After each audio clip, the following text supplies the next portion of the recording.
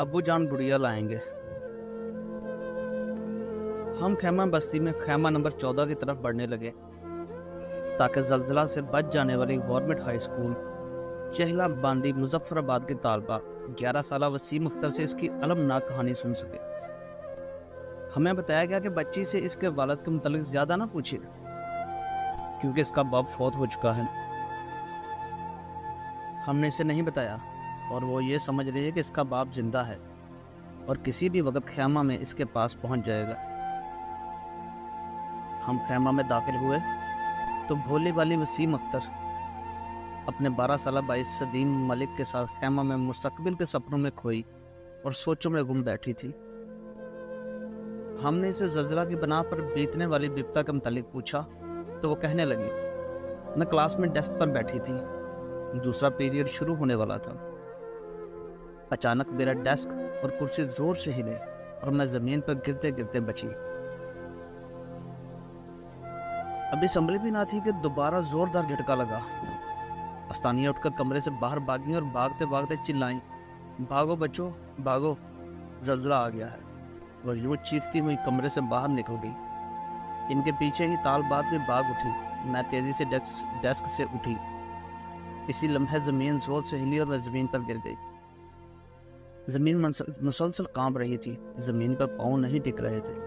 मैं हिम्मत करके फिर उठी, लेकिन जलजला के एक झटके से फिर जमीन पर जा गिरी।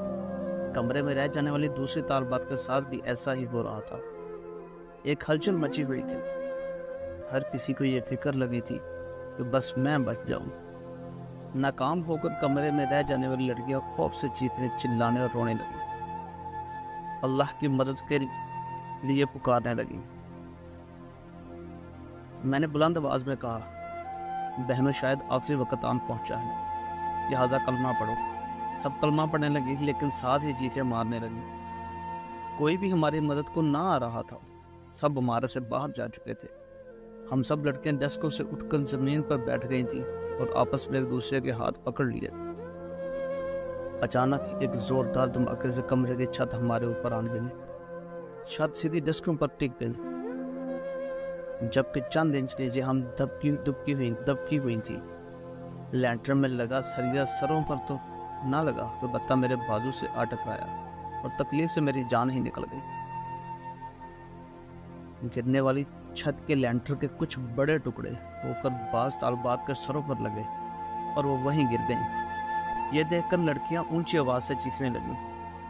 अब गिरी हुई छत के नीचे हम दुबकी हुई थी और छत का मलबा हमारे सरों से थोड़ा सा ऊपर था।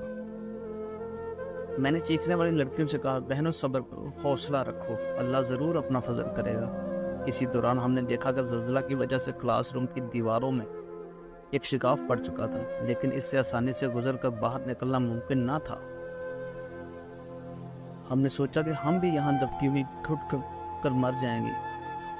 इसी दौरान बाहर से किसी ने शिकाफ में हाथ डाला और आवाज दी, बेटियों मेरा हाथ पकड़ो। मैं फर्श पर रेंगती रेंगती शिगाफ की तरफ बढ़ने लगी। अगर अल्लाह अल्लाह करके मैं शिगाफ तक पहुंच गई।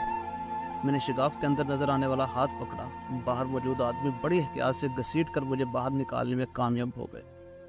फिर उन्होंने मजीद 15 लड़कियों को इसी तरह निकाला, जबकि बाकी ईमानदार लड़कियों की लाशें हम कमरे में ही छोड़ आए थे। क्लासरूम से बाहर निकलने के बाद मैंने सोचा कि ऐसा सिर्फ हमारे स्कूल में ही हुआ है, लेकिन जब गेट से बाहर निकलने लगी तो जगह जगह फर्श पर पड़ा खून देखकर घबरा गई। मैंने अपने कपड़ों पर नजर डाली तो वो भी खून से भरे हुए थे। ये दूसरी लड़कियों का था। मैं एक सहेली को साथ लेकर वापस गई और क्लासरूम में पढ़ने वाले शिगाफ के पास मुंह करके अपने बिछड़ जाने वाली प्यारी सहेली को जोर जोर से पुकारने लगी, शोभिया तुम कहाँ हो, शोभिया तुम कहाँ, अगर जिंदा हो तो मुझे आवाज दो, तुम्हें बाहर निकाल ले। मेरे बार बार आवाज देने के बावजूद कोई जवाब ना मिला तो मैं समझ गई कि मेरी प्यारी सहेली हमेशा के लिए हमसे बिछड़ गई। वो अब कभी ना मिलेगी। मैं इस सहेली के साथ गिरती पड़ती जख्मों से चूर अपने घर की तरफ भागी। ये देखो अब्बा और अम्मा जिंदा है। ये मैंने सोचा घर से कौन हमें स्कूल से लेने आएगा, वो सब मर चुके होंगे, लेकिन फिर भी जाकर देखो, शायद किसी में जिंदगी की रमक मौजूद हो। راستے میں ماموں ملے، وہ مجھے لینے کے لیے اسکول کی طرف بھاگے چلے آ رہے تھے۔ ہم گھر پہنچے، گھر سے دیواروں کا سہارا لیتی ہوئی ماں بیٹی جماعت الدعوہ کے میڈیکل کیمپ تک پہنچی۔ یہاں انہوں نے ہمارا بھرپور علاج کیا اور اب ہم یہاں ایما بستی میں تندرستی کے عالم میں مقیم ہیں۔ یہ لوگ صبح شام ہماری خدمت میں لگے ہوئے ہیں، اللہ ان کی حفاظت کرے۔ یہ بہن اپنی بپتا سنا کر چپ ہوئی تو ہم نے پوچھا، بہنا تمہارے ابو تم کو کس بات پر ڈانٹتے ہیں اور کس بات پر ناراض ہوتے ہیں؟ جب تمہیں ملیں گے تو تم ان سے کیا فرمائش کرو گے؟ وہ فوراً جواب دینے لگی، نہیں جی، میرے ابو ہم سے کبھی بھی ناراض نہیں ہوتے، نہ وہ ہمیں کسی بات پر ڈانٹتے ہیں۔ وہ ہمیں بہت زیادہ بہت ہی پیار کرتے ہیں، لاڈ کرتے ہیں، ہمارے ساتھ کھیلتے ہیں، خود بھی ہنستے ہیں، ہمیں بھی خوب ہنساتے ہیں، ہماری ہر فرمائش پوری کر کے ہمیں خوش کرتے ہیں۔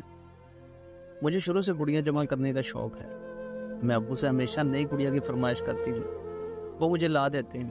ان کی لا کر دی ہوئی سب گڑیاں گرنے والے مکان کے ملبے کے نیچے دب گئی ہیں۔ اب جب ابو مجھے یہاں ملنے آئیں گے تو میں ان سے گڑیا لا کر دینے کا مطالبہ کروں گی، وہ فوری لا کر دے گی اور میں اس سے کھیلوں گی۔ سامعین، دل پر ہاتھ رکھ کر سوچے، کون بتائے اس بیچاری کو کہ اس کے پیار کرنے والے ابو اب اس دنیا میں نہیں رہے، اس کو پیار کرنے والے اللہ کے پاس پہنچ گئے ہیں۔ اب کون اسے پیار کرے گا؟ کون اس کے مطالبات پورے کرے گا؟